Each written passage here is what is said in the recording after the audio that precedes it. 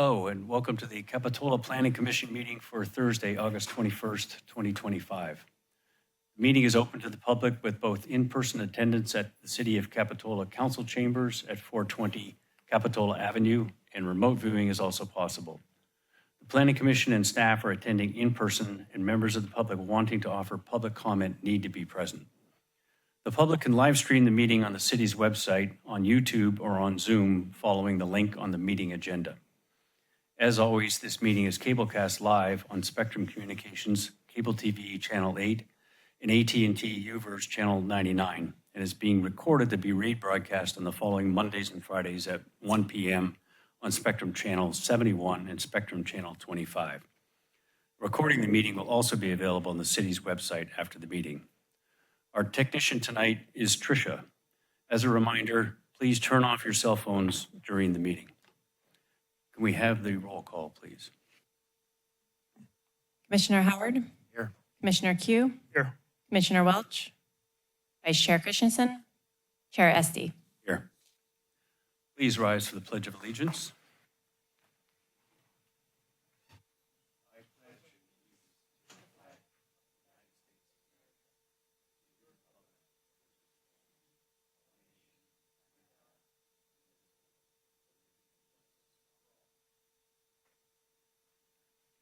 Thank you. All right, item number 2, additions and deletions to the agenda. Staff did receive additional materials for multiple items on the agenda tonight. 2 emails for item 7A, 7 emails for item 7B, and 1 email for item 8A. All have been included in the agenda packet. Okay. And item number 3, we'll delay that till the next meeting, correct? Correct. Okay, thank you. We will go on to item number 4, oral communications.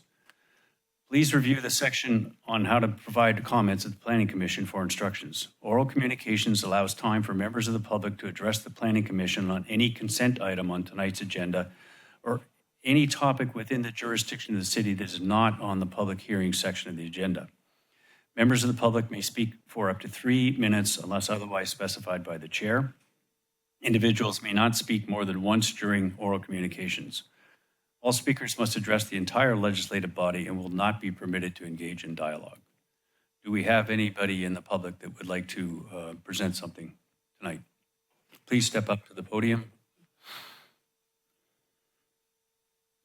Hi, my name is Goran Klapic. I worked as a security guard for Zelda's on the beach many years ago here at the front door with my black brother George. We kept it clean at that time. During that time, I talked already to Police Chief Andrew Daly back then.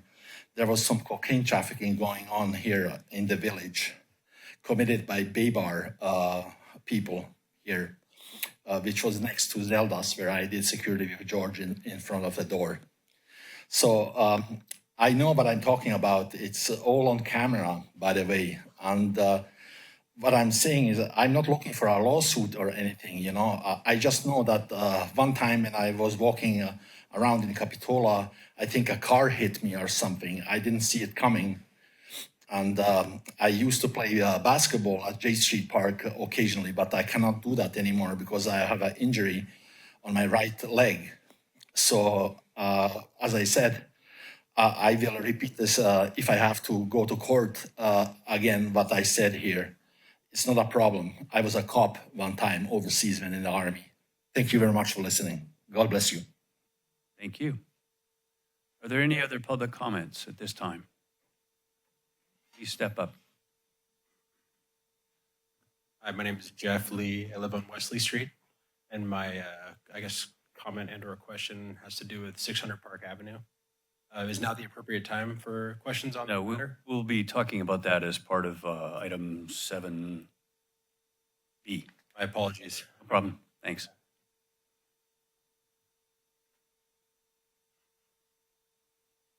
Hi, I'm Terry Thomas, Park Avenue. I just wanted to say that the reason that I sent the email to the city council about the cameras, the flock cameras in Capitola is mainly because I just filled out 2 forms for class action lawsuits because our identity has been hijacked. So my concern about flock cameras is I don't want our identity hijacked again by it being put out there by other entities, including the city. Thank you. Okay, thank you. Any other public comments? Can you please step up so we can record you on the meeting? Hello, my name is Tiffany. I live on Orchid Avenue. I'd like to address 600 Park Avenue.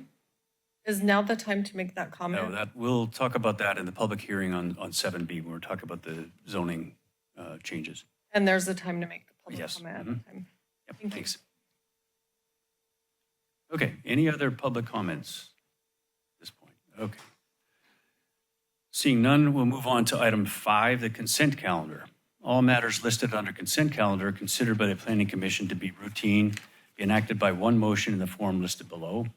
Be no separate discussion on these items prior to the time the Planning Commission votes on the action unless the Planning Commission requests specific items to be discussed for separate review.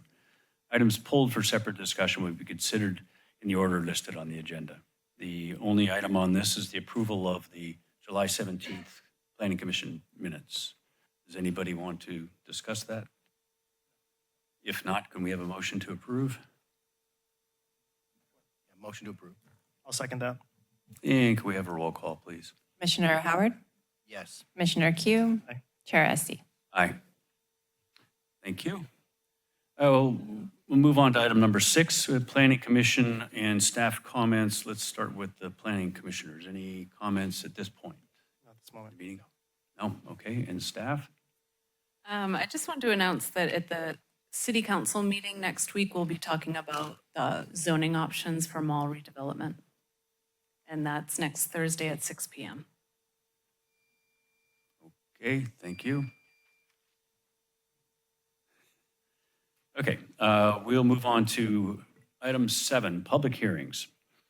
Public hearings are intended to provide an opportunity for public discussion of each item listed as a public hearing. The procedure is as follows. There's a staff presentation, there'll be planning commission questions, then we'll have time for public comment, then we'll bring it back and the commissioners will deliberate, and finally we will make a decision on the item. The first item on the agenda is 1400 Wharf Road. Okay. Thank you, Chair Esty and Commissioners. Before you tonight is an update to the design permit and CDP for the Capitola Wharf. And here's a picture of the wharf, a recent picture of the wharf. Hopefully you've all been out there recently and enjoyed all the final enhancements that are coming together.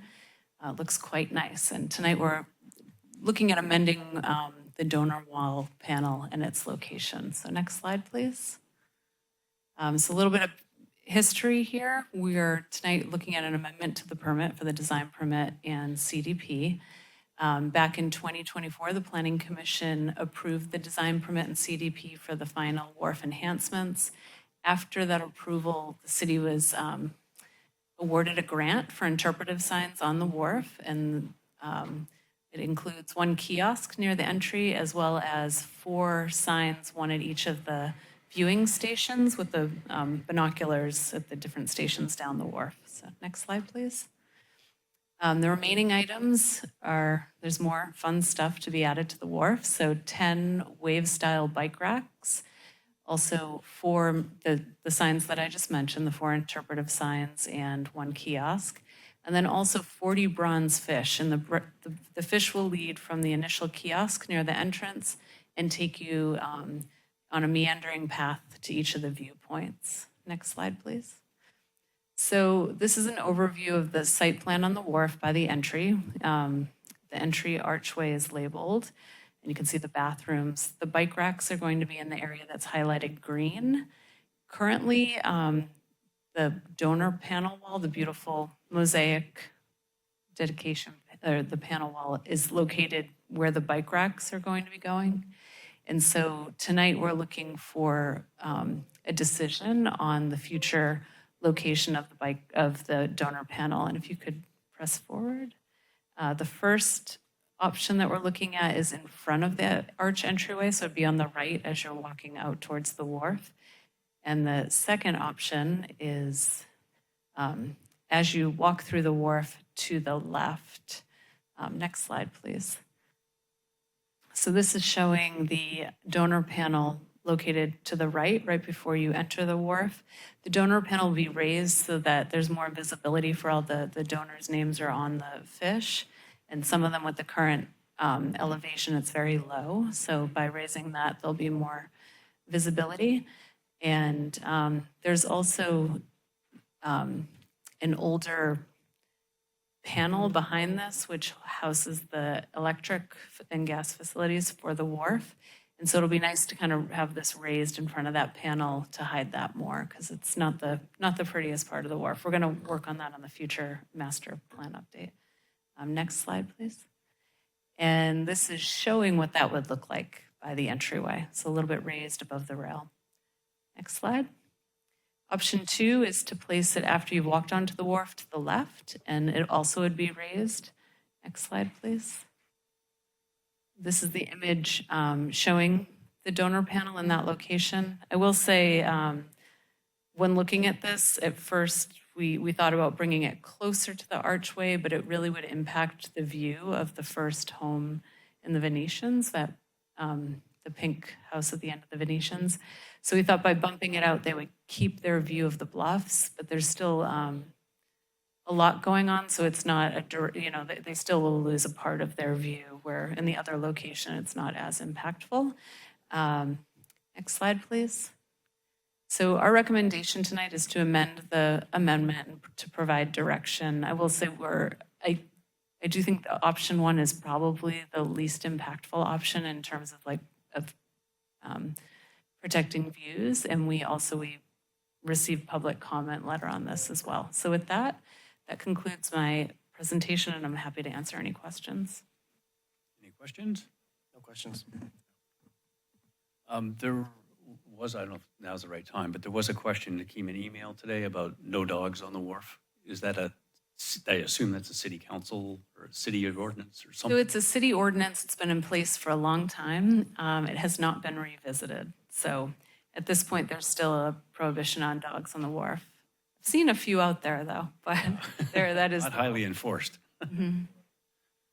Okay, let's go on to public comment. Are there any comments from the public about this? Good evening, commissioners and staff. I'm Gail Ortiz. I'm representing the Capitola Wharf Enhancement Project that helped raise funds for these amenities. And we wholeheartedly agree with option 1. We feel that it doesn't disturb anybody's view and really protects us from the very faded PG&E paneling. And we're just hoping that maybe we can get it up, more than just a couple inches. It could be up fairly high, I would think. The higher, probably the better to cover that. So, and if you have any questions of me, but that's all I have to say. Thank you. Thank you. Any other public comments on the wharf? Item A. Hi, I'm Narendra Dev, resident of Capitola. You already echoed my major comment, which is we have dogs, and I walk with my dog every day, and it would be really nice to be able to take the dog along the wharf. So that's my major comment. I really appreciate all the work done on the wharf. I really like all the panels and the design, the benches, the picnic tables. Really good job. Thank you. Thank you. Any other comments from the public before we bring it back to the commission? Okay, hearing none, let's talk about it. We should discuss option 1 versus option 2 first, I guess. Any opinions? Yeah, thanks. So I'm leaning towards option 1 right off the bat, just from if we're going to do all this good work to improve the wharf and make it look aesthetic, I think just having that out in the very front just leads into it. And if it serves the dual purpose of covering up that PG&E kind of utility kind of panel, that's 2 birds with 1 stone right there. So that's the way I'm kind of leaning towards it. Yeah, and I lean towards this notion that it's less intrusive to the views both off the wharf and across the wharf. Logical. Yeah, I agree with both of your comments on that. Okay, so we'll go with option one if we approve this. Let's talk about other items. Anything else, any other things about this that you want to talk about? Would like to change? All looks good? Look great. Yeah, I think in the plans, it shows it being lifted about 6 inches. Is there flexibility in that, in this motion? It would be nice to have flexibility in the higher motion. the better. I agree with Gail Ortiz on Use that your one. Judgment out there. You'll know if it's too Best low, use it's too case low. for- Yeah, I think we're okay with that. Okay, any other comments about this? I mean, my comment is I think they've done a great job. The plaques and everything are really very well designed, whoever did that. I think that's going to be a great addition. Agreed. Okay, we have a motion then to approve this, I'll motion to approve it. And I will second that. and a roll call, please. Commissioner Howard? Sorry. Commissioner Q? Aye. Chair Esty? Aye. Okay, that is approved with option one as high as possible. Just wanted to thank staff. Katie's been wonderful to work with, and, she just makes everything so easy. So I wanted to have kudos to staff. Got a great one. Thank you. Gail. We agree. Okay, let's move on to 7B, which is a zoning code amendment, primarily for the multifamily residents. And we'll have a presentation from the staff first, and then Ben or Ben only.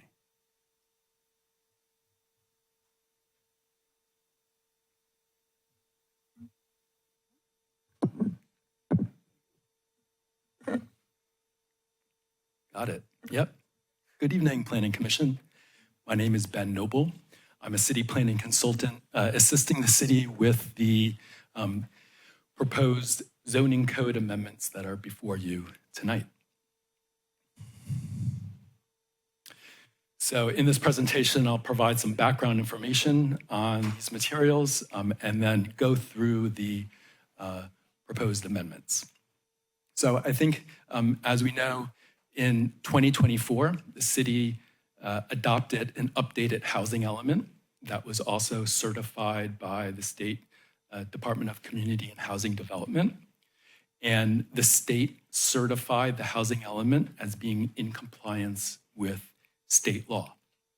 The housing element requires the city to take certain actions to implement programs in order to comply with requirements in state law.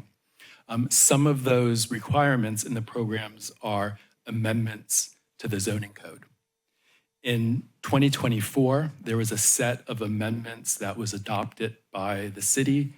It included topics such as accessory dwelling units, housing for employees, and a variety of other topics as mandated by the certified housing element. There's a couple of programs in the housing element related to zoning in the residential multifamily areas, or the RM zones.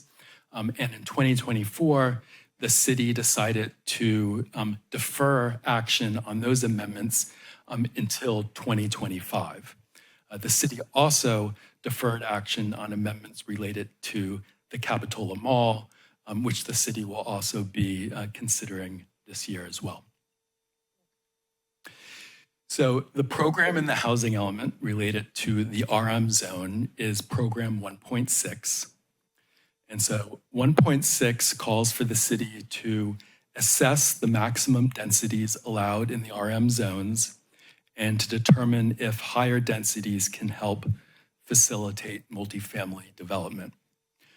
The program also calls for the city to review and revise, as appropriate, development standards, such as minimum unit size, setback, parking requirements, and height, to ensure that those standards are necessary and pertinent and do not pose a constraint on housing production. Here's a map that's showing the existing zoning map and the existing RM zone. So the zoning code currently divides the RM zone into 3 subzones: RML, RMM, and RMH.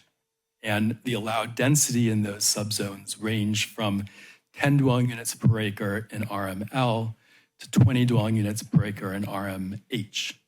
And RMM allows 15 dwelling units per acre. And on this map, it's the brown areas that are zoned residential multifamily. So in 2024, the Planning Commission discussed Program 1.6 about the RM zone at 3 different meetings and considered some potential changes to the zoning map as well as the allowed density within RM areas. And one of those proposals was to increase the density to up to 40 dwelling units per acre in 38 different areas that are currently zoned RM. After reviewing the proposed amendments and receiving public comment on the amendments, the Planning Commission directed staff to further review those amendments in 2025 to consider public feedback and to return back to the Planning Commission for continued discussion. In February of this year, the city hosted a community workshop. 19 residents participated and were asked to provide input on which areas are suitable for additional multifamily development and to also provide feedback on design features of multifamily development. Here's a map that shows 7 areas that the public were asked to consider as being suitable for accommodating additional multifamily development. There's 7 areas that are shown on the map, which we'll talk about in a little bit more detail later. On March 3rd, the Planning Commission had a meeting to consider this topic, at which the Commission received updates on these proposed amendments and received additional public comment. At this meeting, the Planning Commission expressed support for increasing allowed density in the 7 areas that were presented at the community workshop, up to 30 dwelling units per acre in 5 of the areas and 40 dwelling units per acre in 2 of the areas. So after the March 3rd meeting, city staff met with Santa Cruz YIMBY and YIMBY Law to discuss a letter that they submitted regarding the proposed amendments. City staff also had discussions with the California Department of Housing and Community Development. And one of the outcomes of discussions with HCD was the city received confirmation from HCD that, in their opinion, the proposed approach meets the city's legal requirements under its certified housing element as well as state housing law.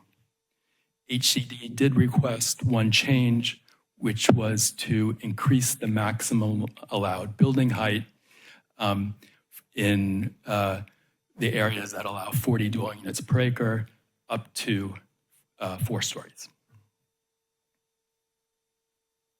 So based on the Planning Commission feedback at the March 3rd meeting, as well as discussions with HCD, proposed amendments for the Planning Commission's consideration are provided in the packet tonight, and they would create 2 new RM subzones, RM 30, that would allow 30 units per acre, and RM 40, which would allow 40 units per acre. The proposed amendments also would amend the zoning map that would apply these new RM subzones to 7 different areas, those same 7 areas that were discussed at the community workshop and at the Planning Commission's March meeting. The proposed amendments also establish development standards in the RM 30 and RM 40 that would allow for those densities and make a few adjustments to existing development standards in the other RM zones so that those development standards can reasonably accommodate development at the allowed density. So here's a map that shows the proposed zoning map amendments. So you can see here, there are 7 areas, and it shows the existing zoning as well as the proposed zoning for each of those areas. I won't go into detail on each individual area, but I do have some additional slides that we can look at together later if we want to look more closely at each individual area. I do want to talk a little bit about the development standards that would apply within the RM zones under this proposal. So here's a table that shows the proposed changes and new standards in red. If it's not in red, if it's in black, it's an existing standard that doesn't change. I will note that the name of the existing RM subzones have changed. So RML became RM10, RM became RM15, and RMH became RM20, so that we can have consistency with our naming convention for our 5 RM subzones. So as you can see in this development standards table, that in the new subzones, it establishes a density of 30 dwelling units per acre or 40 dwelling units per acre. And then with height in the new subzones, in RM30, it allows 3 stories and a plate height of 30 feet with an additional 6 feet above that 30 for a pitched roof form. In the RM40, as requested by HCD, we are allowing up to 4 stories with a 40-foot plate height and 6 feet for a roof form. I will note that in the RM40, the 4th story would need to be set back no less than 25 feet from a side or rear property line that abuts a residential parcel. You'll see here in this table that there's also the additional 6 feet in building height for pitched roof forms in the RM10, 15, and 20. This was added in response to Planning Commission feedback earlier in 2024 and is consistent with the approach taken for building height within the village. You'll see here also that there's a building coverage standard. No change in RM10 and RM15, but in RM20, we have increased that to 45%. It was determined necessary given our analysis of development standards in order to allow for a density of 20 dwelling units per acre. In the RM30 and RM40, there's building coverage of 50% and 60%, and that was determined to be sufficient in order to allow for the densities in those subzones. So the proposed amendments also establish setbacks for each of the subzones. And first, looking at the front setbacks, no changes in the RM, L, M, and H. For the RM30 and RM40, we do have the 15-foot front setback consistent with the existing standards, with the ability for the Planning Commission to approve a reduced and front street side setback if that would allow for the development to comply with sidewalk and street tree standards elsewhere in the zoning code.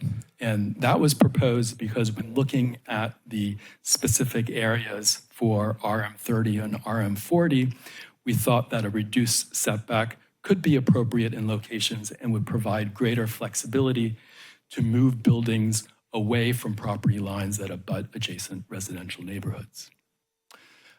So that same ability to reduce setbacks applies to the street side as well.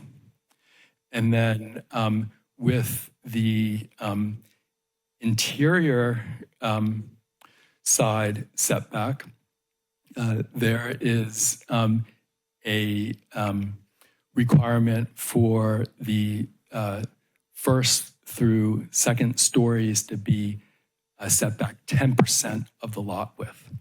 And that's consistent with the existing interior side setbacks that apply within the RM zones. And then lastly, with the rear setback, the existing standard is based on a percentage of lot depth. And if there's a parcel that's particularly deep, and some of them are in the RM zone, that would require a setback then that in our assessment would constrain housing production on those sites, and in our opinion, needed to be adjusted. And so we replaced that with a new standard that sets a rear setback of 10 feet or 15 feet if abutting an R1 zone.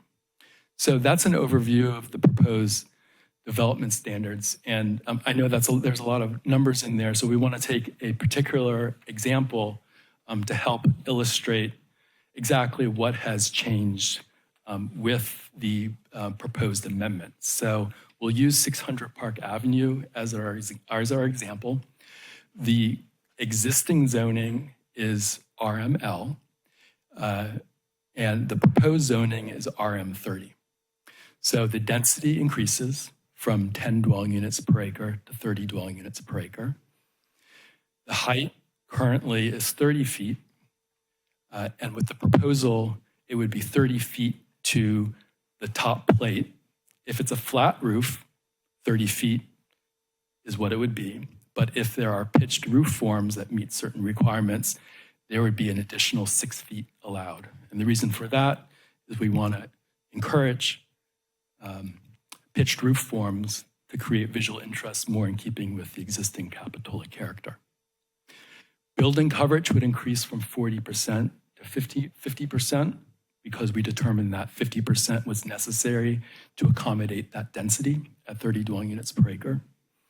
And then with setbacks, there are a few changes with that, which I think I will use this slide to talk about. So you can see highlighted in red is the 600 Park site, and it's surrounded by existing single-family homes on this side here, as well as a few homes with this cul-de-sac here. This would be the front property line. This would be an interior side property line, on both sides, and this would be a rear property line. So with the front setback on Park Avenue, the existing standard is 15 feet. That stays at 15 feet with the ability for the Planning Commission to approve an adjustment if it can comply with streetscape standards and provides for a benefit to project design.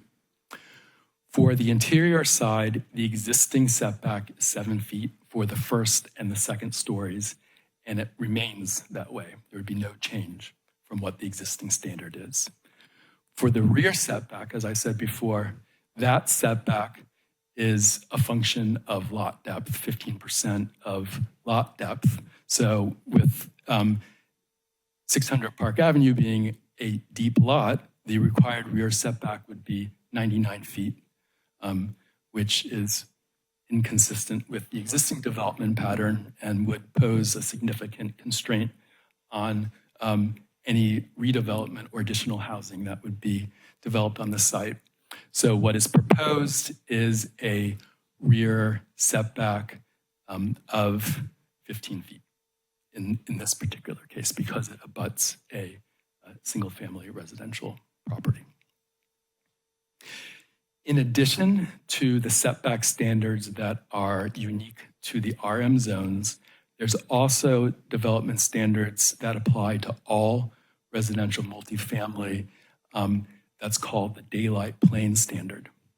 And essentially what that standard means is that for any portion of a building above 25 feet, there's an additional foot of setback that's required beyond the additional setback. So if the building height is 26 feet, the setback would need to be 1 foot more then the setback for the first and second stories at 7 feet, it would need to be 8 feet. So you end up seeing the result of the third story being stepped back, in most cases, probably about 10 feet from the minimum setback of the first and the second story. So that would apply as well as the setback requirement for the first and the second stories for all of the property lines that abut adjacent residential development.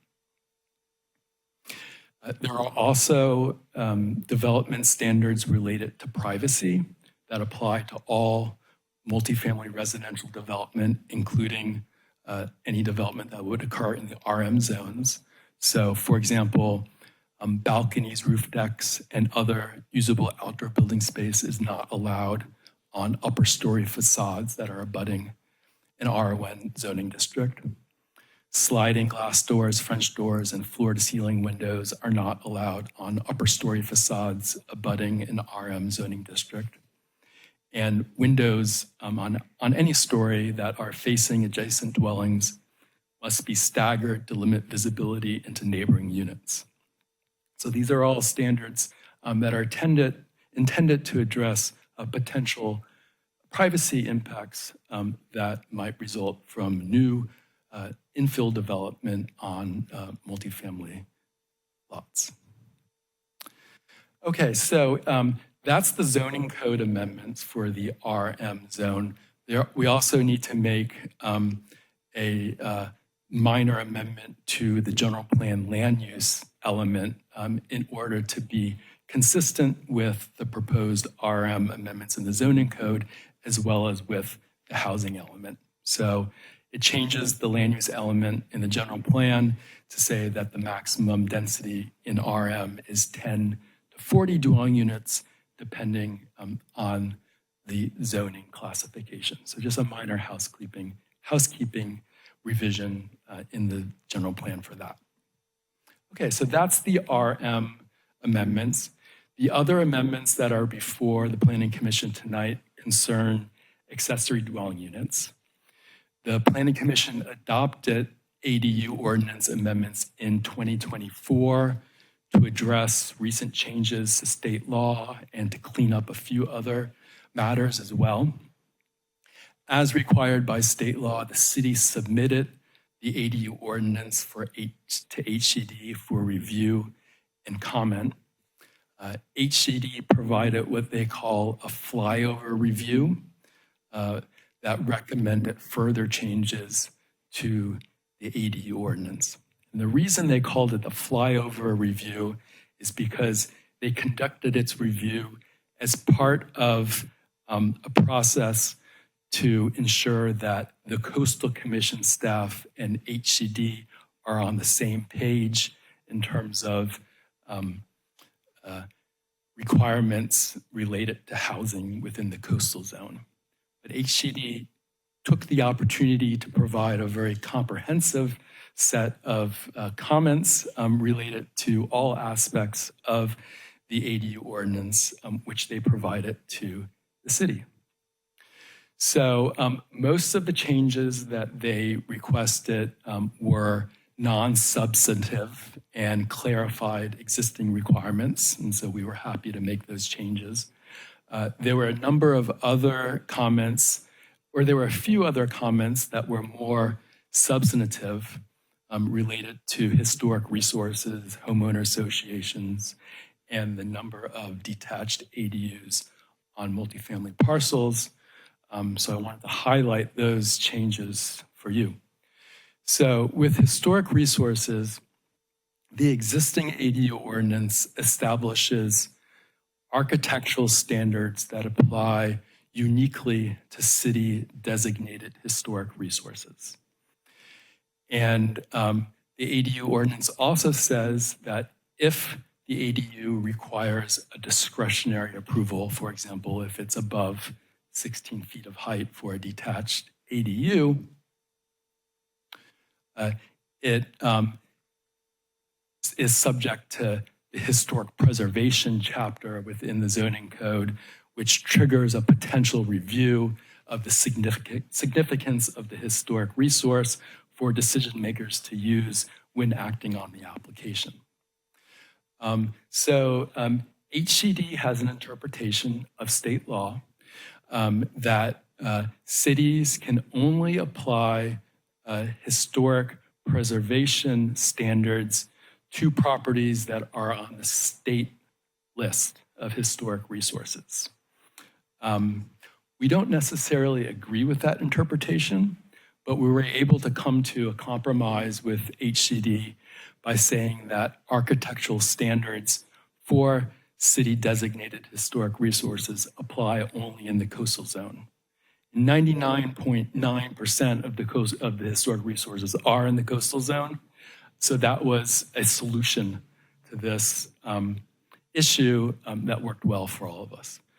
So we also added some additional standards that attached ADUs may not obscure, damage, or destroy historically significant building faces. And this additional language was deemed important because it adds an additional layer of protection for these historic resources that in most cases are reviewed only through a ministerial process.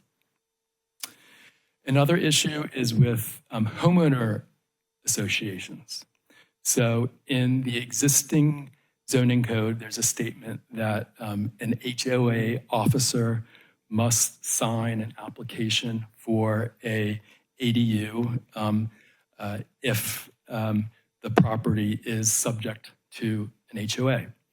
And that in that case, the application also must include a HOA statement that the ADU is authorized under HOA rules. This was another issue that HCD found to conflict with state law.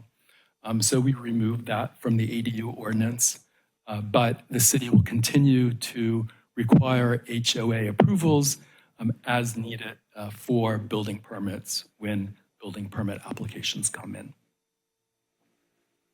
Okay, so the third topic is with detached multifamily ADUs.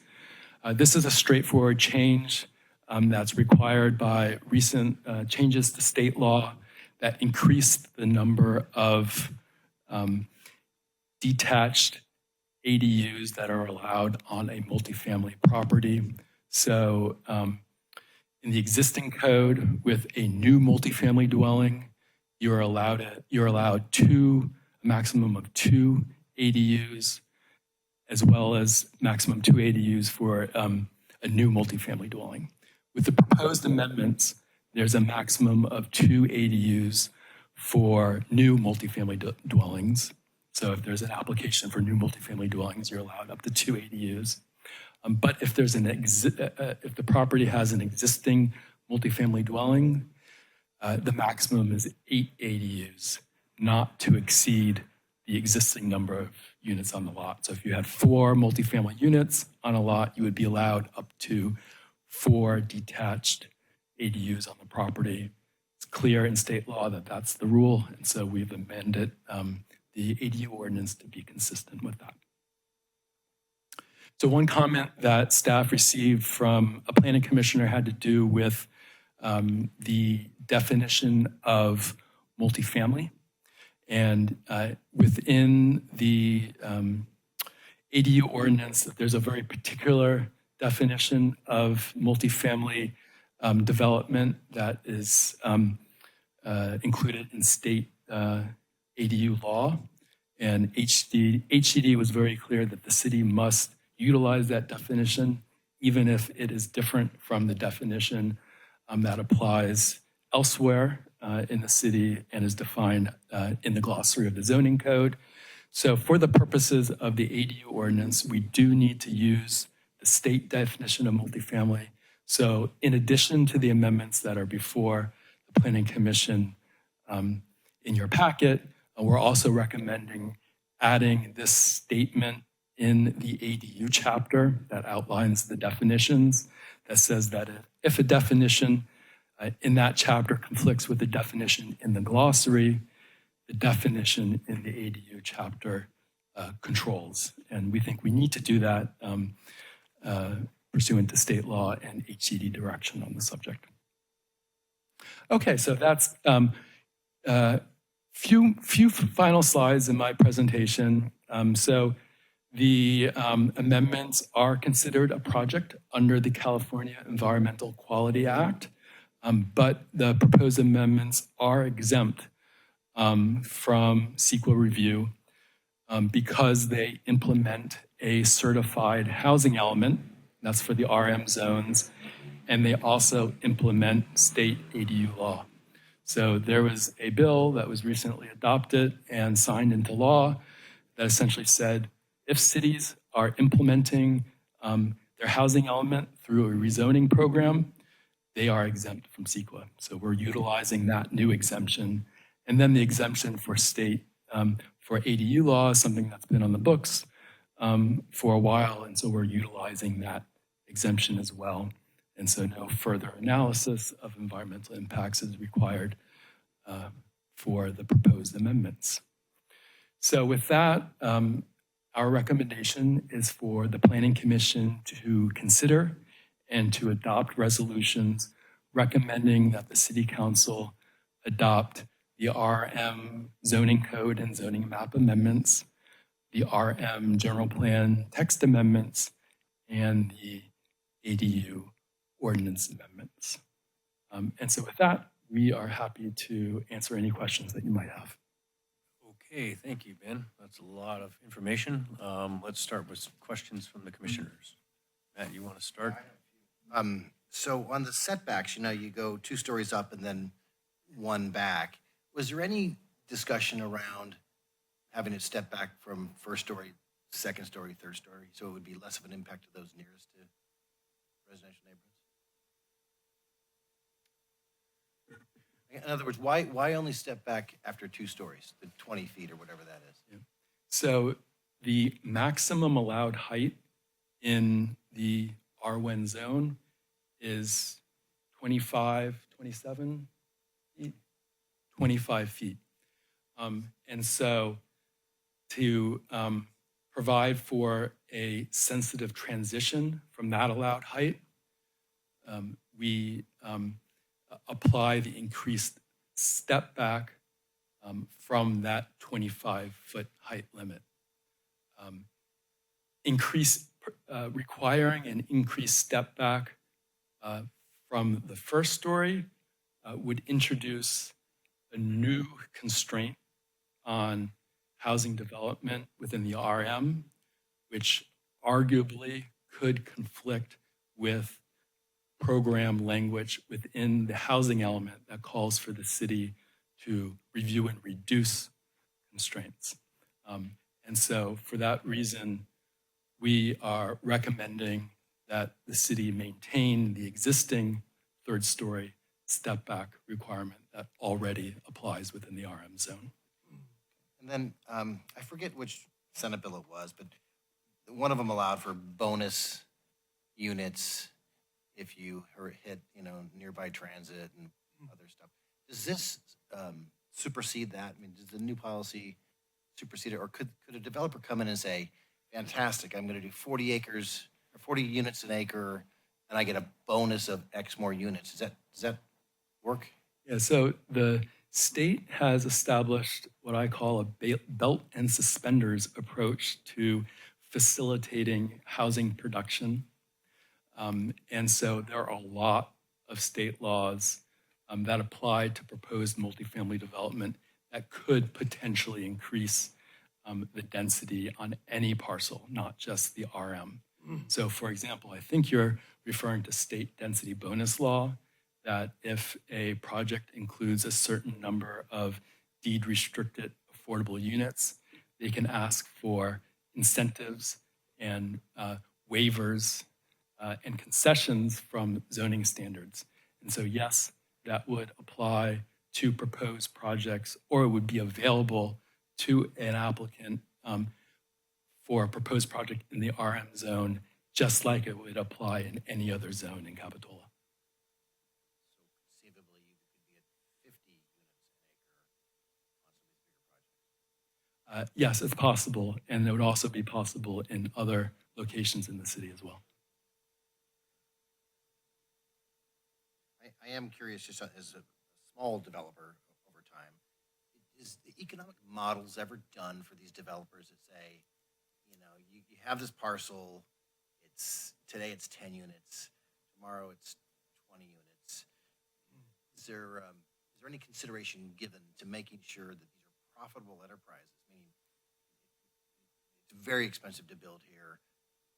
20 units may not be profitable, but 30 might be. Did you factor those in your discussion? Yeah, it's definitely something that we've been thinking about and really drives the thought process behind these proposed amendments. And so, beginning at the workshop in February, we identified these 7 areas that are currently zoned for multifamily as being suitable for additional multifamily development.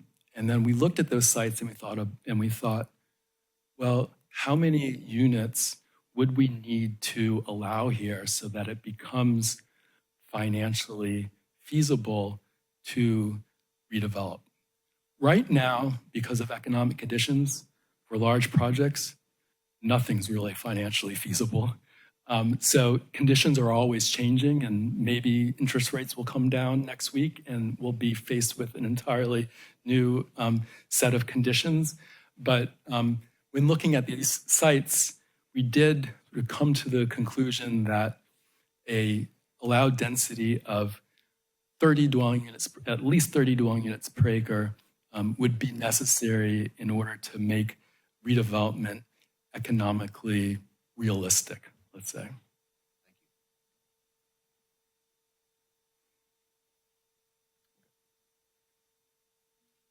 No questions.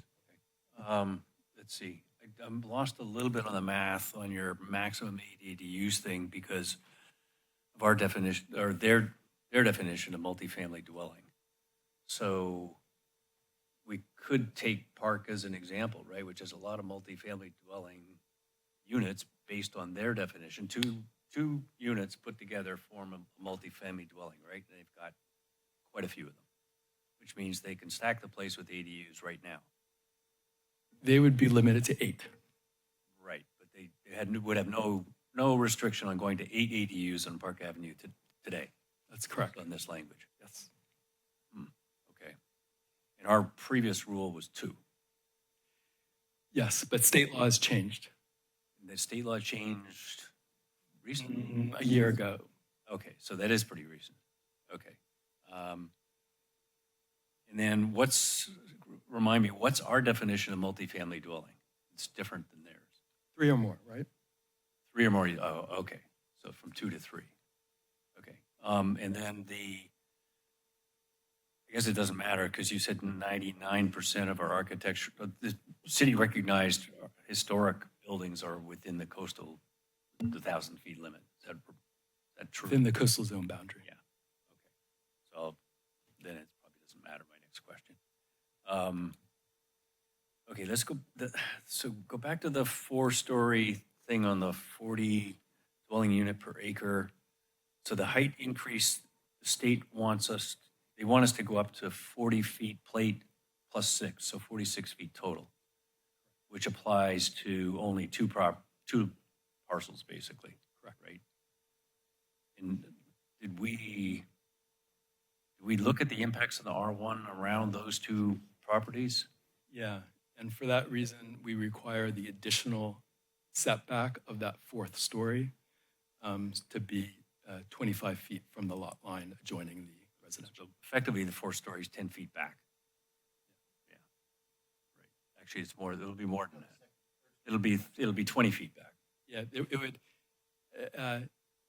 built in its most impactful manner. It would be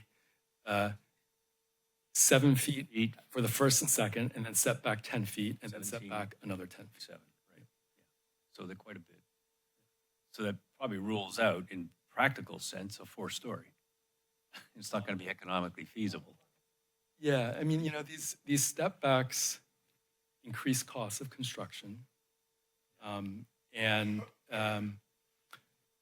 but there is a very real sort of concern of neighborhood impacts. Oh, yeah, and so we yeah. thought that was an appropriate standard. Relay plane is is a good tool to use. You're figuring this stuff out. Okay, thank you. Anything else? Chair Esty, if I may, we receive a lot of questions on these updates, and one thing I just want to clarify, and I think Ben did at the very beginning, is that with the zoning code updates, it does not mean that these properties will be redeveloped. We don't currently have a project on any of these sites.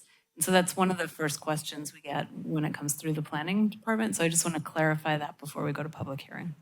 Katie, on that note, if there's a property that comes up and the developer thinks he should be a 40 units per acre, is there a way for him to petition the commissioner or the city council to get that lumped into that zone? Yes, we have an application, and I think that would go to both planning commission and city council. And it would be for a general plan update, because they'd have to update the general plan land use map, as well as, it actually may not have to update the general plan, sorry, but they'd have to do a zoning code update, and it would be the same process that we've gone through here. So planning commission recommendation, and then 2 hearings before the city council. Have any landowners come up and wanted to be included in? Have any land or apartment complex owners come to this planning commission or planning department and asked to be included in the new zoning levels? You know, recently I did have a property owner reach out to me, and they're in the mixed use neighborhood zone. And it was a property up Capitola Avenue. And so I gave them more details about what we're doing, and I let them know that they could write a letter to ask the planning commission to be included, but I don't think they took that next step. So. Okay, thank you. We will now open it up for public comment on this particular topic. Please step up to the microphone. This is your comments. We're not answering questions, and you are limited to a 3-minute time frame. So anybody want to step up first? You can ask the question, and we will try to respond, but it won't be a back and forth dialogue with the person at the microphone. Good evening, everyone. Once again, my name is Jeff. My family and I live on Wesley Street, adjacent to the 600 Park Avenue apartments, and I'm here to express my great concern about the proposed zoning amendments. I believe, if my interpretation is correct, myself and all of my neighbors along Wesley Street will potentially be looking at roof lines at 39 feet in the not-so-distant future. If the setbacks are not increased and the heights are not reconsidered, I think we all can imagine what that impact would be. Like if you're in your backyard and you're looking at your garden and your fence, and then all of a sudden a 39-foot building were to rise up. So I'd like to implore the city to please study the impacts on the existing neighbors and residents more fully. Beyond that, I think also I'd like to mention that there may be a slight misconception, at least in my mind, about 600 Park Avenue as it relates to maybe the existing zoning versus the existing conditions there. It's a very low-rise property, maybe 10, 12 feet maybe are the roof lines. So if you have a fence with lattice like I do, you don't even see the roof lines. And I know it was mentioned that maybe 30 feet's allowed currently, but that's not how the property currently exists. And if this were to pass, conceivably, a developer, probably the property owner, will arrive with his architect within 6 months with plans for a 39-foot tall building. That's my concern, and I ask you to please research this further. Thank you. Okay, thank you. I think actually it would be 36, 30 plus 6 feet of a pitched roof, right? But yeah, thank you. Hello, Planning Commission and Community Development staff. I want to give congratulations to both the staff and the commission on developing these guidelines. I think it's a real step forward in meeting our housing element plan. I did have one item of feedback, and the current change proposed to the zoning code and to the zoning map, they're kind of all smushed together. I think if we separate them, it would make more sense, because I think the zoning code amendments. Those, I think, are going to be pretty stable once we decide that we're going to do this 30 and 40. I don't think in the next few years, maybe 4 or 5 years, that's going to change. But I do think the zoning map is going to change. We've come up with these 7 high-density locations, but it was through a process of reduction from the earlier list of 30. I think there should be some kind of metric to evaluate whether this 7 was a good initial selection. Over a period of maybe 1 or 2 years, there should be some success metric that we got something out of this. Otherwise, then we need to start opening up to the next set. We open it up to condos, or we open it up to other single-family homes for conversion, or open it up to other empty lots. So I think there should be some kind of metric of success which will allow us to transition to the next decision point if this is not getting us what we want. Thank you. Okay, thank you.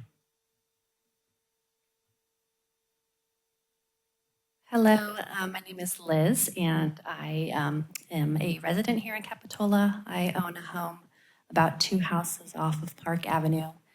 And when I first finished graduate school and was able to move back to this community, I was really fortunate to find some multifamily housing that was affordable in Capitola. And so I just want to share that I'm a huge proponent. I'm very excited about these proposed amendments. I think we need more multifamily housing in this community. Living in a duplex, my kids were really young, and we had an instant community of other families, who lived really close by, and I really enjoyed that. I think multifamily housing is a nice way to build community, so I'm a big fan, and it allowed us to save money to then eventually buy a home where we live now. And I also want to share that I know for a lot of residents, parking is a complaint or an issue. And one of the reasons that my partner and I decided to settle in Capitola versus Soquel or Aptos or Scotts Valley is that it's such a bicycle and pedestrian-friendly community. We're a family of 4, 3 drivers. My teenage daughter is now a driver, and we get by with 1 car. We bike and walk and make do with 1 vehicle. So I feel like it's very doable. So I just want everyone to keep that in mind, that we don't need excessive parking when we live in this amazing community that's such a bike-friendly and pedestrian-friendly place to be. And so hopefully we can approve these amendments and get more people like I was, 15 years ago in the community, getting their career settled. Now I have a business here. I have an office on 41st Avenue. I get to bike to it every day. So I'm just very grateful, and I hope we get more of this going. So thanks so much for listening. Thank you. Hi, my name is Suzanne. I'm Liz's neighbor. And I also wanted to voice my support for increasing the housing density here. My experience as a public health nurse for Santa Cruz County, working with the unhoused, and so I'm very strongly in support of more housing inventory. I also notice on my street that there are several second homes that are vacant much of the time, which is bothersome. And then I also wanted to reiterate, last time I was here, Commissioner Q, you had voiced your experience of living in higher density housing and your appreciation for your neighbor, and who I think volunteers at Gray Bears or something like that. And for me, my partner and I decided to move into our ADU, and our front house is now renting to some of our friends who volunteer at Gray Bears, work for the county. One of them's a substance use counselor, and those are, things that don't generally generate high incomes. So, I really support the changes, the zoning for more housing. Thank you. Okay, thank you for your comments. Hi there. Thanks so much for considering these really important and challenging issues. Last week, my daughters were walking on Bay Avenue. They needed some medical assistance. An ambulance was right there. They were getting great help, and it occurred to me that these people that have given us so much, I hope we can return the favor, you know. So people who are working as emergency folks, first responders, can find affordable housing in the same communities where they work. It also occurred to me that my kids might be in those kind of professions, you know, when they're ready to look for housing.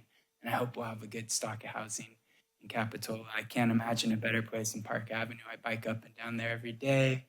And again, it's like so close to schools, grocery, an incredible beach, a great place to have homes and get some young families in this community. Thanks. Thank you.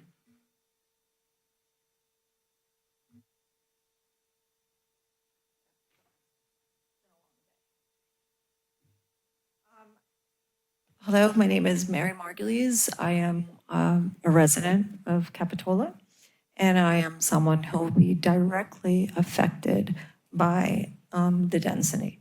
I love to hear people say that they are for housing, but I do not think that the people are coming up here and are talking about it are actually being directly affected. And if you are, I apologize.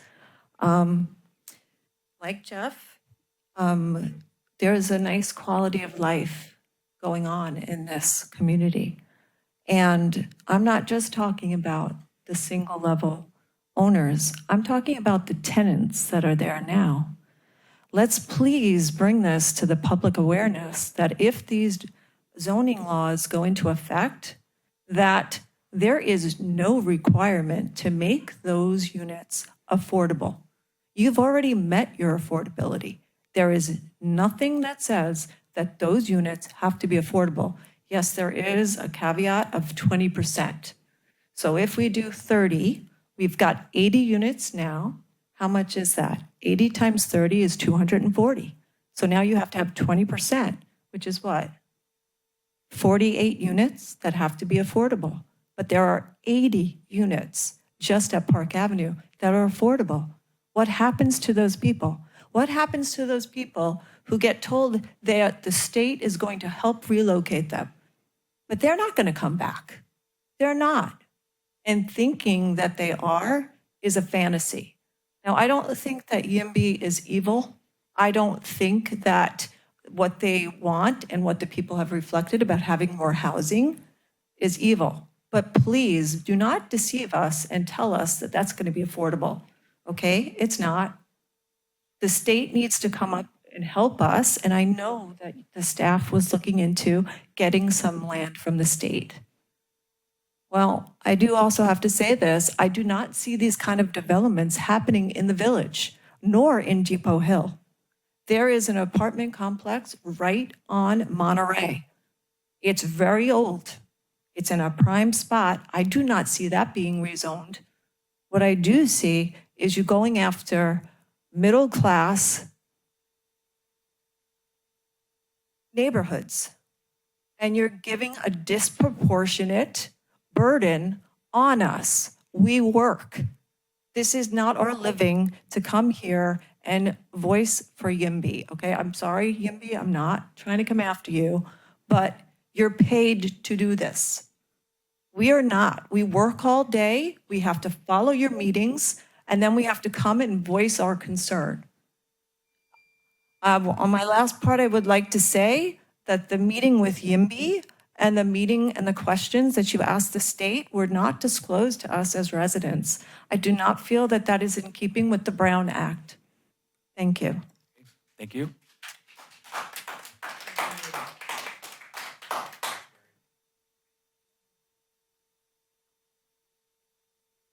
Hello, my name is Jennifer Webb. I have lived in Capitola since 1997. My husband and I rent an apartment up the street of Capitola Avenue. We've lived there for 18 years. And so I have a concern about the 912 Capitola Terrace apartments, similar to Jeff's concerns that he expressed.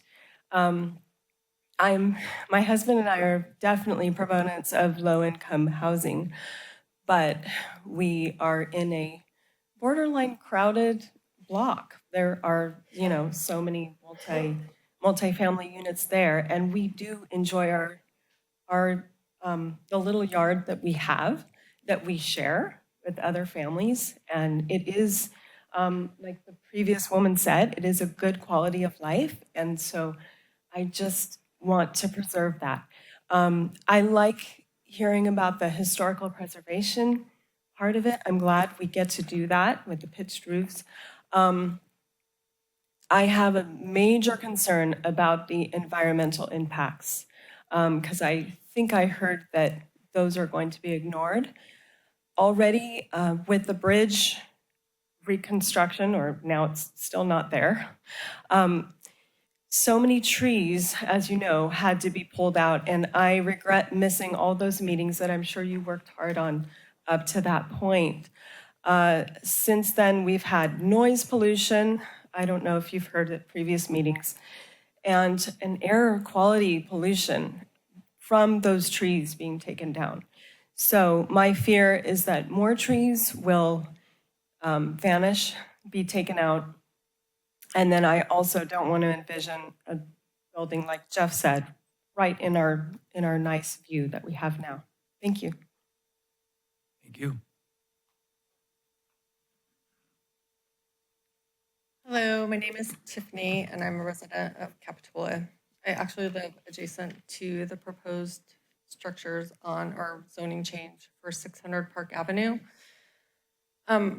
Before I go on, I'd like to say that, yeah, maybe you are exempt from CEQA, but is it the right thing to just ignore it? I'm going to back up what the woman before me just said, that there will be a lot of environmental impacts, and is it responsible to just ignore those?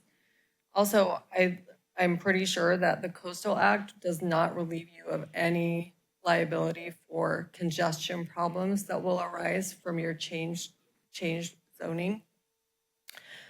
The other thing that I'd like to say is the state is saying that you have to come up with these zoning changes, but it doesn't mean that you have to specifically increase it to the amount that you're proposing at this point. I mean, to triple the amount of occupancy at 600 Park Avenue for the people that live there now is extreme. I mean, you're going to look directly into our yards. You're going to look directly into our windows, which we like to have our blinds open during the day. And it's going to feel like people are living right on top of us. The other thing that you need to consider is that there is a solar act that protects our solar panels from being blocked from the sun for a specific amount of time during the day. And a three-story building, specifically with a pitch roof, would definitely block my solar panels, especially in the wintertime, and everyone else that lives adjacent to the property on Wesley Avenue. I don't oppose increased housing. I just don't think that we need it specifically at the Park Avenue. I would like to keep the park in Park Avenue and leave it to be a nice coastal environment. I don't want like New York City style housing or residency. We live here for a reason, and it's because it's been such a nice town, and we've always agreed with the plan, your general plan, and your description, which I have, but I'm not going to read it. You know what it is. Currently, there are 26 apartments for rent in Capitola. There are 2 available at the 600 Park Avenue location. These apartments are too expensive. The median income in Capitola is $96,000, but the rent on these apartments is $2,500 and $3,000. And you have to make over $100,000 to be able to afford to live there. Okay, thank you. We'll have to cut you off at that point. Thank you very much.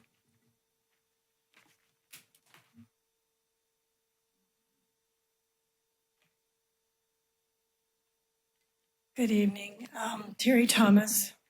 I'd like to request a few changes if you adopt the proposed R30 designation regarding the 600 Park Avenue apartments that abut our property of 53 years. First, the setback requirement as written would be a minimum of 3 to a maximum of 7 feet. This is way too close to the side and overwhelming to all the 19 surrounding R1 properties, especially if the buildings can be 36 feet tall. I am asking that it be changed to 25 feet side and rear yard setbacks that abut the single-family dwellings surrounding it, especially since our property and some of our neighbors property line is perched at the top of their very steep hill whose integrity must be kept. This would also help in preserving some solar access and privacy to local residents. Second, I would also like you to include that all windows facing the R1 area be either opaque or clear story to maintain the privacy on both sides of the zone. And third, preserve as much common open space as possible, regardless of how much private space for individual units is provided. If children are present, they need a place to play outside. I am relieved that there will be adequate parking on the site, as no parking is available on Park Avenue or Cliffwood Heights neighborhood. And I agree with the Lees.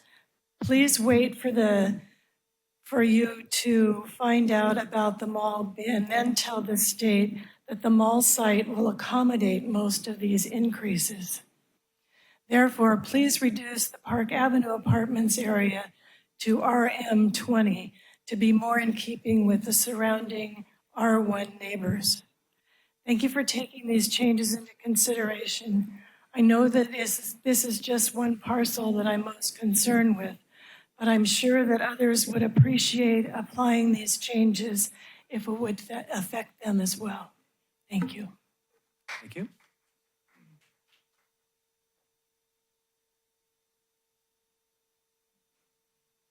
Hello, my name is Jennifer Collins. I live on 46th Avenue across from the Capitola Gardens apartments, and we lived there for near 50 years, actually.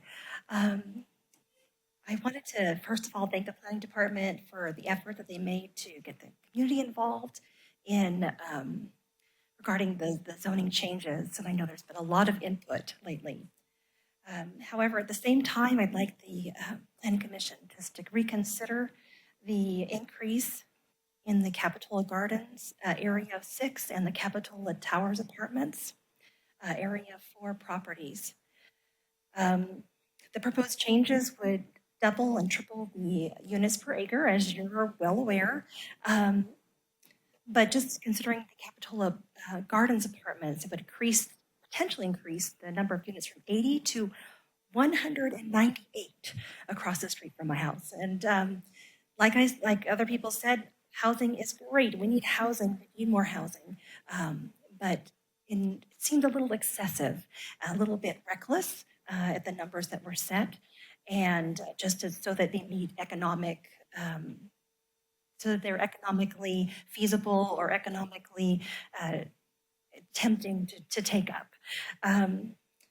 I would say also too that the Capitola Gardens Apartments, there actually has been several, we've been here before, there's been several meetings about increasing the number of units on that property. So it's highly likely that there will be whenever the zoning is set, there will be new units on this built on this property.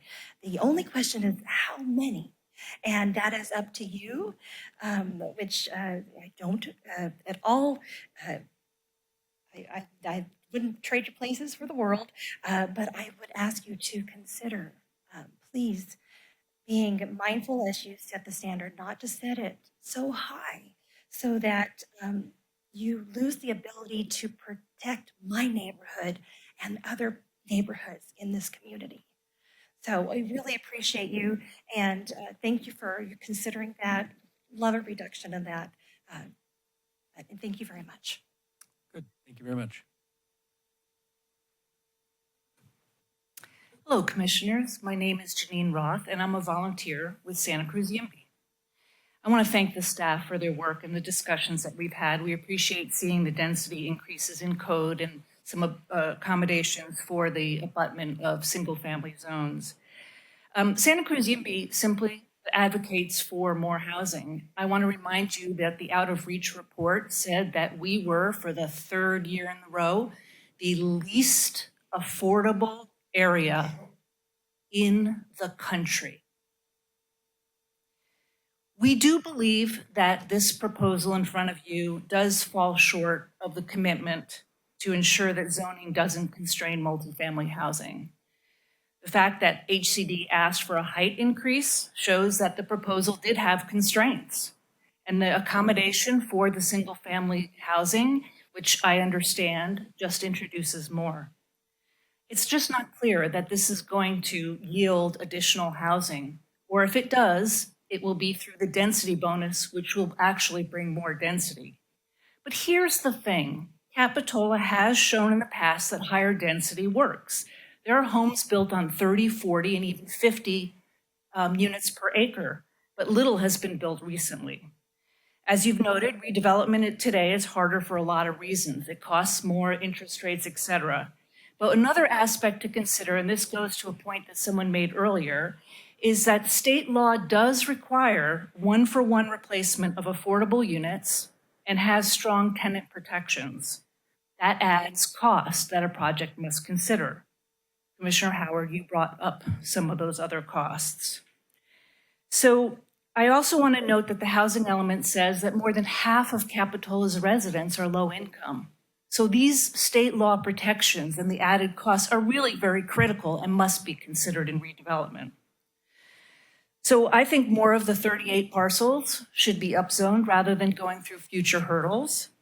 I think a large parcel like 600 Park should allow more than 30 units per acre if we want housing to actually happen there. And just one other thing, your housing element points to other opportunities ahead. You got housing along commercial corridors like 41st Avenue, making the mall redevelopment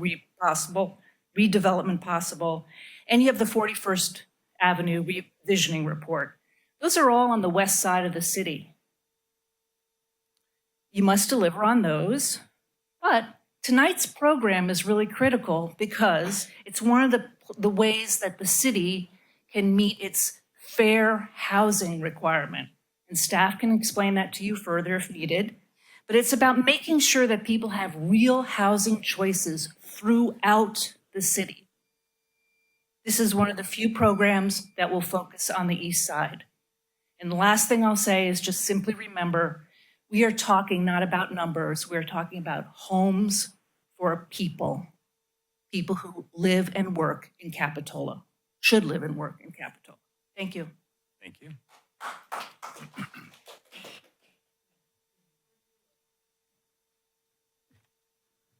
Hi, my name is Delaney Bollinger, and I live in Capitola Cove, which is at Grace and Wharf, and it's one of the properties that may be impacted by this redevelopment. I'm very concerned about these proposed changes that could come to Capitola. A lot of these properties are already apartments and condos. It's a very high density Excuse area. me. Yeah. Can you take your conversation outside, please? Thank you. Okay, go ahead, sorry. A lot of these areas are already apartments and condos, and we have neighbors. I have a small little backyard that I enjoy, and what you're proposing is greatly increasing the density of areas that many are already dense.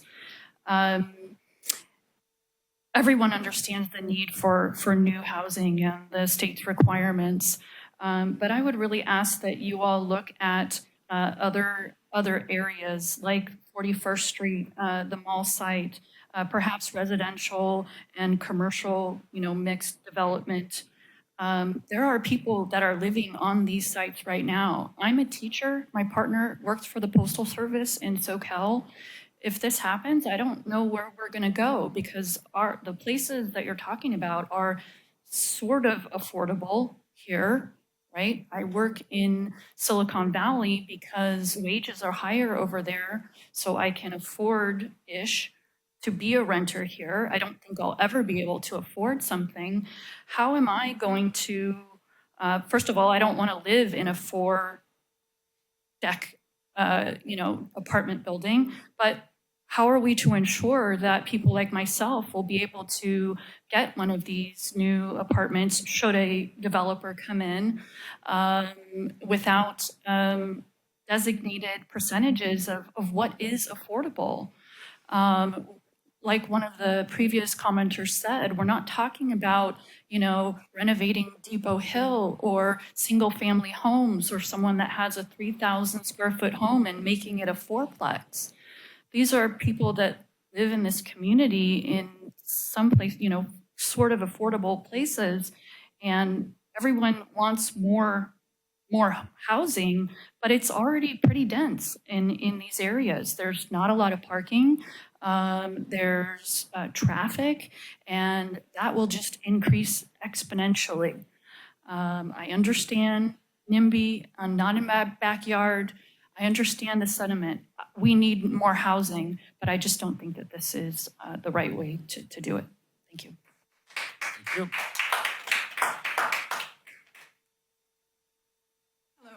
My name is Robin Peak. I live at 920 Capitola Avenue. And it's designated as a mobile home park. It's actually a PUD. We came together several years ago as a community and bought the land. Everybody that has a coach in that park, that is a manufactured home on owned property. We have been impacted by the freeway expansion. I get it that people need to have a place to live here. That's why we arranged for what we arranged with the park owner in that park. I have some real concerns about the wedge that we are going to become. I see that it's 30 units per acre. Where are the 4 stories going to be? Are they on that lot? There are 2 lots that have been identified as 4 stories. Is that one of them? Okay, great. I'm happy about that. Okay, so that's all I have to say. I hope you consider that. I recognize that if a developer comes in and decides they're going to make low-income housing, that all these regulations that you've just articulated so beautifully will no longer apply. So I hope you consider that in your decision. And that we're a wedge with the freeway. Did I mention that? And the construction we've put up with for 2 years. Bye. Thank you. Hi, I get to be last. My name's Melody Newcomb. I recently wrote all of you a letter, an email, because I live on 44th Avenue, and I wasn't really in favor of the Capitola Bluffs. I'll be perfectly honest with you, but I'm a medical provider for many years, so I did recognize the need for housing. It's been 1.5 years since they started the project, and I know exactly what it's like living across a construction project like this. It's really, really rough. So I'm hoping they're going to finish soon, but I did notice, how affordable is affordable. There was an ad that went out that a 1-bedroom was $2,800 if you meet the requirements. $2,800 for a 1-bedroom, and they're probably not going to get a parking space, I can tell you that. Going forward, I live across the street from the Capitola Gardens. I wish that you would have used them in your example for me today so I could have understood better the impact that I'm going to have. I know the guy that manages the gardens over there, Sean, really well, and he knows there's not enough parking right now. So I think that we should have a parking plan when we're putting these things together. We've got setbacks, we've got everything else, but we're not addressing parking. And 44th Avenue is already impacted pretty heavily right now, and it will be when, they fill the bluffs, right? And I understand that. You're going to have, I think, 3 EV, you're going to have 5 handicapped, and you have 36 spaces for 36 multifamily units. If this goes forward and they go from an RM10, I guess, to a 30 across the street from me, what are we going to do about parking? It has to be addressed, because I got hit the other day. I pulled out of my street, I back out, A lot of the apartments can go out front first. I have to go out back first because I pull in. I got hit from one of the gals on the street. She didn't have insurance. You know, sorry, we can't see. There isn't any visibility, and everybody's really fighting for parking there. So I'm for housing, but I'm also for safety. I'm worried about delivery, you know, UPS, FedEx coming in, the ambulances. My son's a firefighter. I'm worried about, you know, fire trucks being able to come in, turn around, and do things. So I have some real legitimate concerns. Please pay attention. Thank you. Thank you. Thanks, everybody. So far, are there any other participants in the public comment section before we close it out? Last chance. Okay, again, thanks everybody for all your comments. We'll bring it back to the commission for deliberation. So anybody, so just to be clear, we have two resolutions we're considering here. One is the multifamily zoning aspect of it. The other one is the ADU aspect of it. And then multifamily zoning resolution also has the change to a little bit of the change to the general plan language. So, but let's start with just talking about the proposed amendments to the two zoning codes.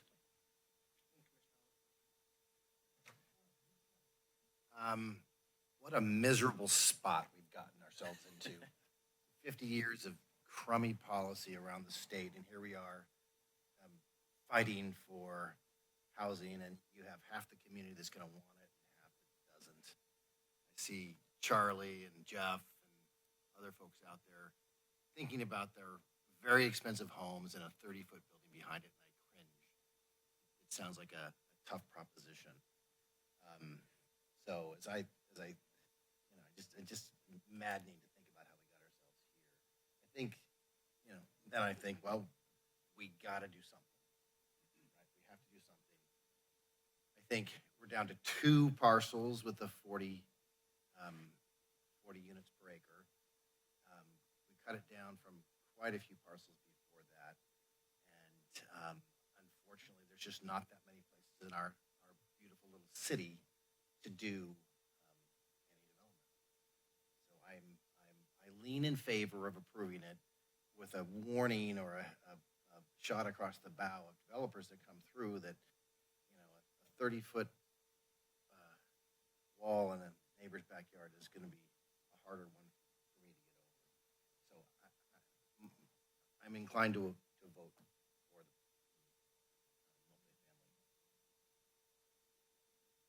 Thank you for that. So I work in workforce and economic development for the past almost half a decade.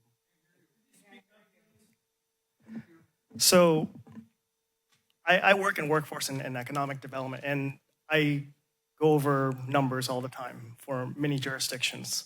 And looking at, you know, what we're trying to do here, I understand the qualms of the community, but cities, they grow and they change and they evolve over time. And we are a victim of our success.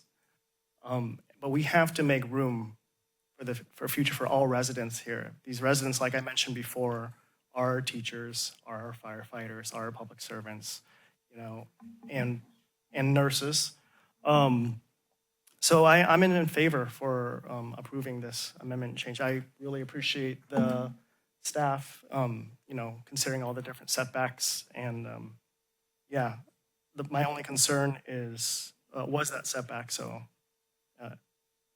if we were to approve this, yeah, it would kind of give us the tools for the future development. Doesn't say that we're going to do it, but at least when future development does come down, we do have the proper tools and we're all in uniformity. All right.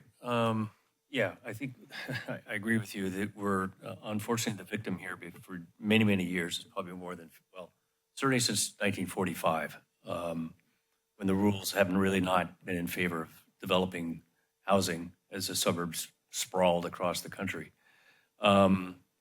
So, you know, we started with 30 parcels of land. We were going to put all of those at, you know, 30 dwelling units per acre. And then we looked at that and realized that's probably not feasible financially for a lot of parcels. And, you know, there were all of the issues that the communities brought up in this meeting and other meetings of parking and safety, et cetera, all apply. So this is how we ended up with the 7 that we have after a lot of thought, careful planning over the last year and a half. So I think it's, and we've consulted, we do have to abide by the state laws, by the way. You can't just blow them off. You can't just say, we're not going to do what you tell us to do, housing department. So we have to do something. And we may or may not get to the goals that they want, and probably not in a practical sense, but we're going to try. Housing is clearly a problem. Not nobody, but a lot of people that want to work here can't live here. None of our police department, I don't think, actually live in Capitola, as an example. So we do have that problem. So we do have to do something. And I think this is what we're working on tonight is a pretty good compromise. The staff has worked on for quite a long time, and Ben himself, our consultant, has done a lot of work on it. I think it's very good. But I do have one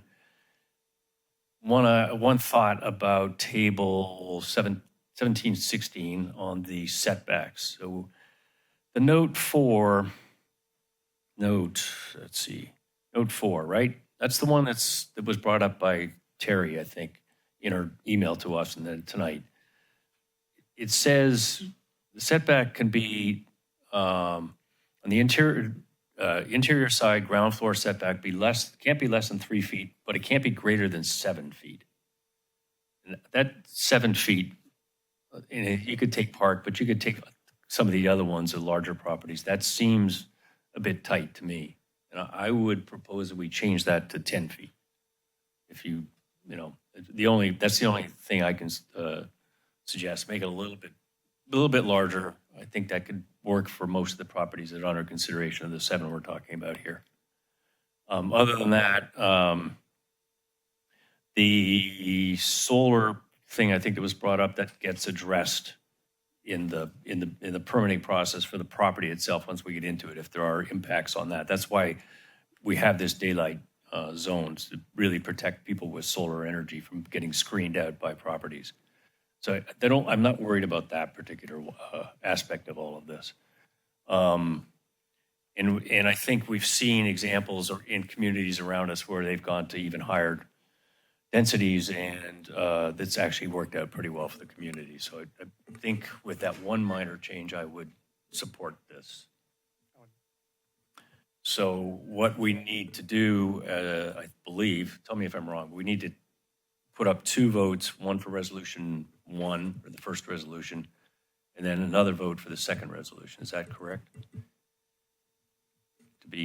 Just to keep the record clear?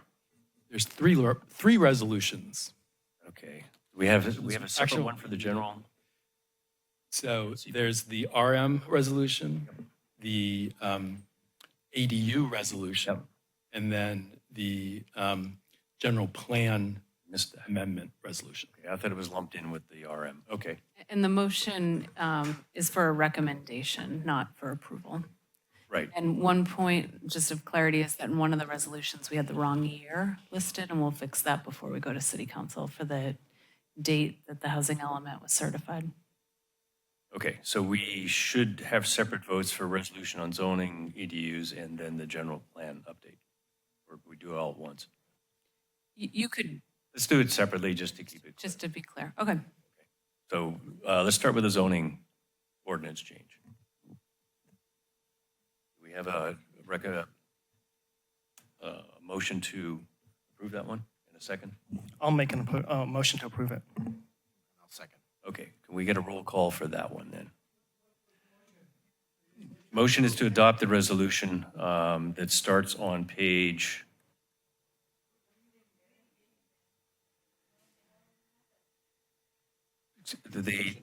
it's a motion, the resolution of the Planning Commission of the Capitol recommending the City Council adopt an ordinance amending Municipal Code Title 17 zoning residential multifamily. That's the one we're voting on right now. Page 55 of the package for tonight's meeting. And is that with the amendment to the 10-foot?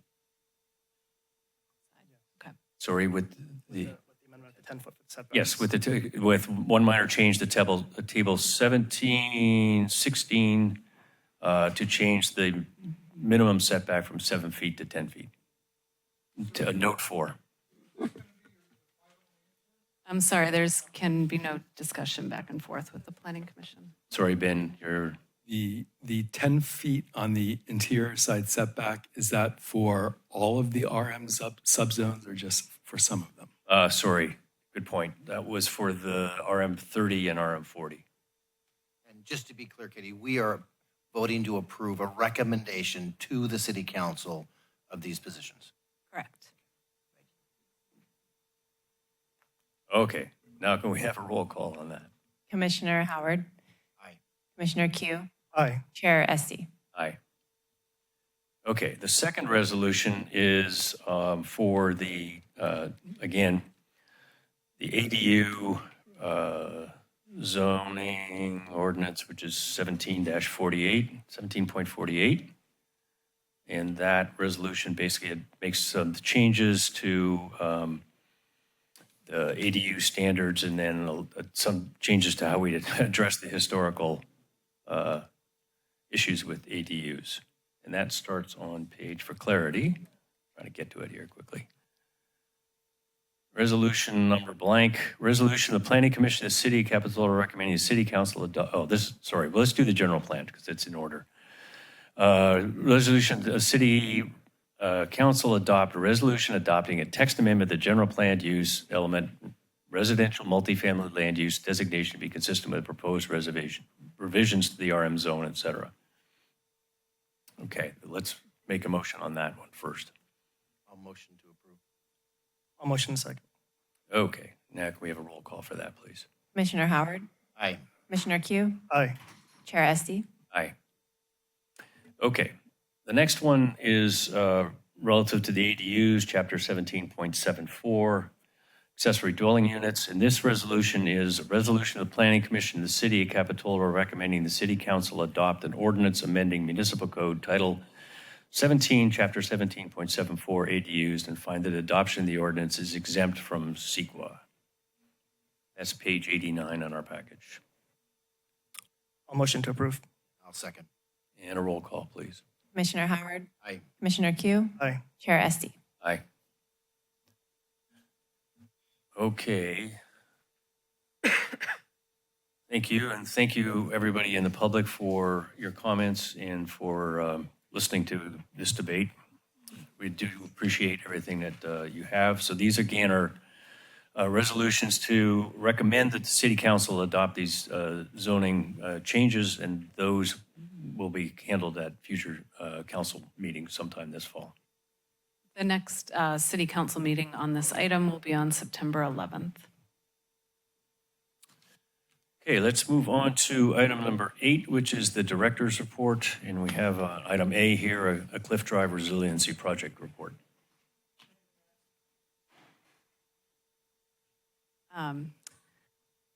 Thank you, Chair Esty and Commissioners. Before you tonight, I wanted to give you an update on a couple items.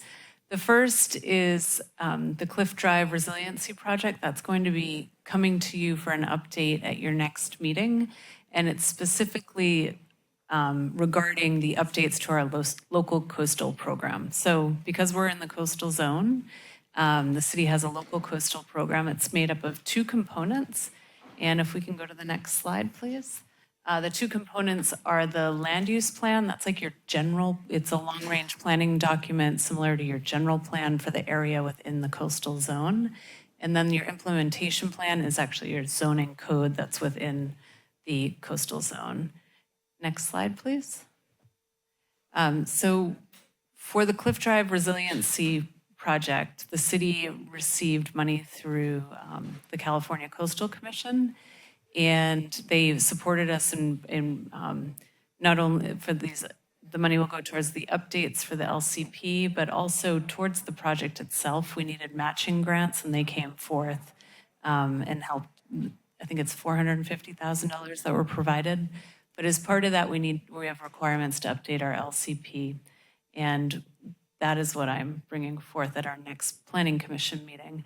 We've got a very outdated land use program. It's been updated twice, the last time being, I think, 85. So it's time. It's been on our list forever, but it's a big undertaking. And then also our LCP implementation plan, we're constantly updating that, as you know, you did it tonight. So within the new updates, we're addressing increased coastal erosion, sea level rise, public access needs, and there's definitely future just planning for adaptation along the coast.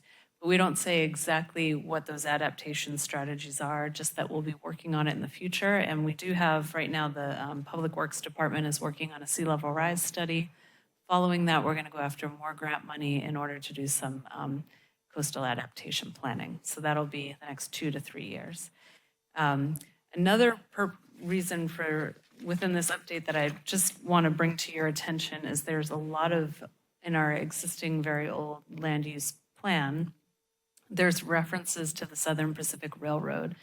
And we're updating all of those references to the Regional Transportation Commission Railroad right-of-way. And with everything that's gone on with Measure L this year, I just wanted to get ahead of it and say that these are cleanups. When there's references within our land use program referencing any work to be done within the RTC corridor or vice versa, the RTC doing anything in our corridor, I've simply deleted those references. So if we go to the next slide, this is a list of all the changes that are proposed. This is on our webpage. There's also a link to the Cliff Drive Resiliency Project webpage. So if you go to the next slide, everything's available on our website. If you go to the community development page, there's a section on the local coastal program updates that will take you to the links. So just want to get the word out there that there's a public draft available, and I'll be introducing this at the next hearing. So next slide.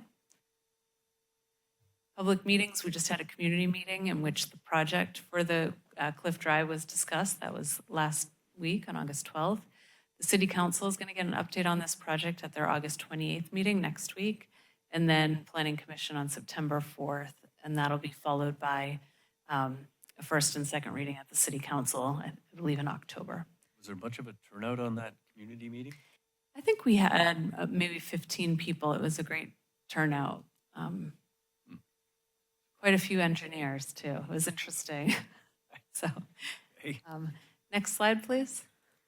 So my other update for you is just the Capitola Mall, and I brought this up at the beginning, but at the next City Council meeting next week, I'll be bringing forth the re-options for the City Council, and it'll be within Ben's current contract. We're slated to implement the housing element, and we've actually gone over our budget in terms of this multifamily update. It was a lot more process than we initially anticipated. And so we're going back to update the contract, and we'll need more funding for the implementation of the mall. And they'll be looking at updates to objective standards and the possibility of a form-based code as well. So we're putting three options out there. The staff report will be published tomorrow, and it'll be a discussion at City Council next week. So pretty exciting. At our next meeting, I'll give you an update, and based on the deadlines of the mall redevelopment project, I might be asking for meetings on not only the first Thursday of the month, but probably the third Thursday of the month as well. So just giving you a heads up. And that concludes the director's report for tonight. Thank you. Thank you. Okay, thank you. That being said, we will adjourn, and as stated in that report, our next meeting is on Thursday, September 4th at 6 o'clock. Thank you.